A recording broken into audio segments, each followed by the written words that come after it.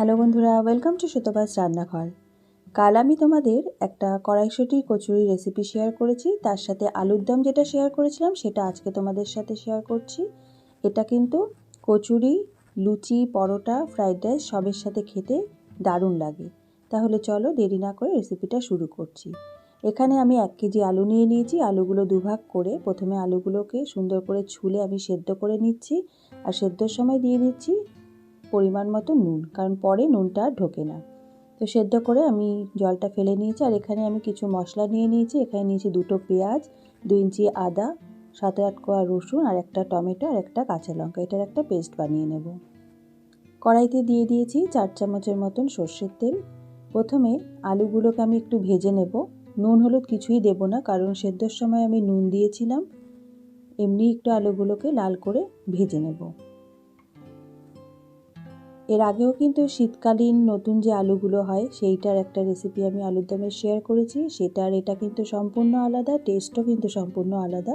সেই লিঙ্কটাও আমি এখানে দিয়ে দেবো, তোমরা চাইলে দেখে নিতে পারো।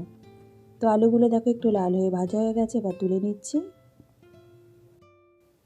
এবার ওই আলু ভাজার তেলটাতে আমি দিয়ে দিচ্ছি একটা তেজপাতা, 3 টুকরো দারচিনি, 3টে লবঙ্গ আর 3টে এলাচ। প্রথমে একটু গরম মশলাটা ভেজে নেব। একটা সুন্দর গন্ধ বেরোলে তারপরে পেঁয়াজ আর টমেটো, তারপরে রসুন আদার যে একটা পেস্ট বানিয়ে রেখেছিলাম সেটা দিয়ে দিলাম। এবার খুব ভালো করে আগে আমি কষিয়ে নেব। মিডিয়াম ফ্লেমে আমি ভালো করে মশলাটাকে কষিয়ে নেব। তোমরা যারা আমার চ্যানেলে নতুন বন্ধু আছো তারা অবশ্যই আমার চ্যানেলটাকে সাবস্ক্রাইব করে দিয়ে আমার পাশে থাকার অনুরোধ রইল। আর আমার রেসিপিগুলো যদি ভালো লাগে অবশ্যই একটা লাইক, শেয়ার, একটা কমেন্ট করে দিও। তো আমি এখানে দিয়ে দিচ্ছি 1/2 চামচ জিরে গুঁড়ো, 1/2 চামচ হলুদ গুঁড়ো, 1/2 চামচ লঙ্কা গুঁড়ো, আর দিয়ে দিচ্ছি স্বাদ মতো নুন, আর দিলাম 1 চামচ চিনি। এবার এই মশলাগুলো খুব ভালো করে এই পেঁয়াজ আর টমেটোর পেস্টের সাথে আমি কষিয়ে নেব। আর সুন্দর রঙের জন্য দিয়ে দিলাম 1/2 চামচ কাশ্মীরি লঙ্কার গুঁড়ো।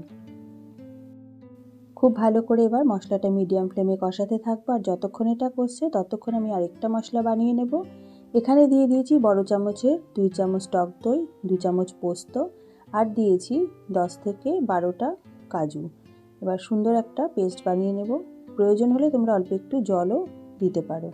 এবার মশলাটা খুব ভালো করে কষে গেছে, তেলও ছেড়ে দিয়েছে। দিয়ে দিলাম 1 বাটি কড়াইশুঁটি। কড়াইশুঁটিটা দিয়েও আমি খুব ভালো করে কষিয়ে নেব। তেজপাতাটা তুলে ফেলে দিচ্ছি। এবার দিয়ে দিলাম কাজুর পেস্টটা। এবার সব একসাথে খুব ভালো করে আবার কষিয়ে নেব যতক্ষণ পর্যন্ত পুরো মশলাটা থেকে তেল ভেসে না উঠছে। তো দেখো মিডিয়াম ফ্লেমে আমি মশলাটা কষিয়ে নিয়েছি। খুব সুন্দর কিন্তু মশলার ওপরে তেল ভেসে উঠেছে।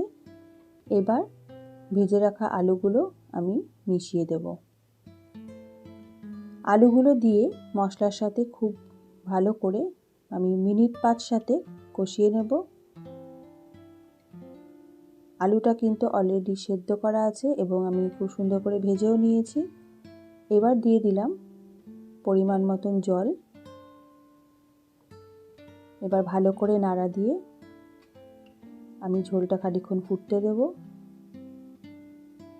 মিনিট 10 ফুটিয়ে নেওয়ার পরে যখন ঝোলটা এরকম একটু গাঢ় গাঢ় হবে তখন দিয়ে দিচ্ছি 1 চামচ ঘি, আর দিয়ে দিচ্ছি 1/2 চামচ গরম মশলার গুঁড়ো,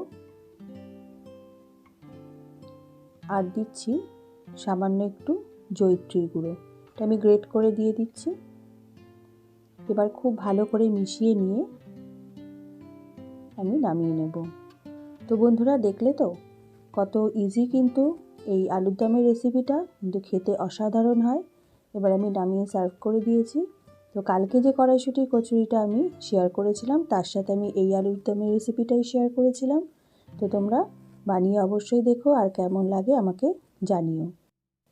তাহলে আজ এই পর্যন্তই, দেখা হবে আগামী পর্বে। তোমরা ভালো থেকো, সুস্থ থেকো, ধন্যবাদ।